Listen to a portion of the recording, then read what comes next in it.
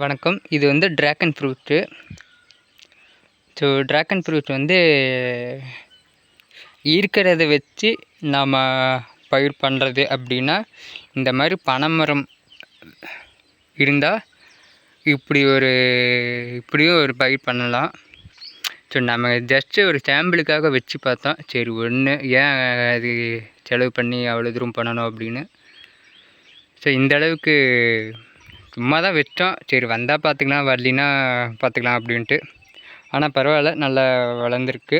ஆனால் இது எதையுமே கட்டிங்ஸ் போடவே இல்லை, கட்டவே இல்லை. அதுவே நல்லா பிடிச்சி மரத்தோட பிடிச்சி பின்னி அப்படியே வளர்ந்துருக்கு. பனை மரம் எவ்வளோ ஹைட் போயிருக்குன்னு பாருங்கள். ஸோ நம்ம எப்பயுமே இருக்கிறத வச்சு தான் பயிர் பண்ணணும். செலவு பண்ணி பயிர் பண்ணுறது வந்து என்னை பொறுத்த வரைக்கும் அது ஏன் செலவு பண்ணணும், அந்த செலவு பண்ணுறதுக்கு நம்ம என்டர்டெயின்மெண்ட்டுக்காக நம்ம செலவு பண்ணுறதுக்கு ஒன்றும் தப்பு இல்லை. ஆனால் இருக்கிறத வச்சு நம்ம பயிர் பண்ணுறதுக்கு நம்ம கொஞ்சம் யோசித்தோம்னா போதும். நம்ம வந்து அந்தளவுக்கு செலவு வராது. ஸோ எப்பயுமே எந்த ஒரு பயிர் பண்ணாலும் ஒருத்தர் பார்த்து நம்ம அப்படியே அதே தான் பண்ணணும் அப்படின்னு நம்ம கிடையாது.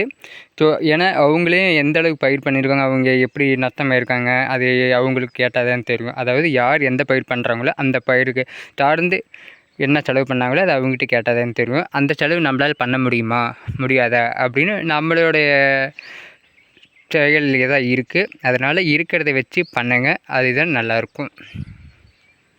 நன்றி.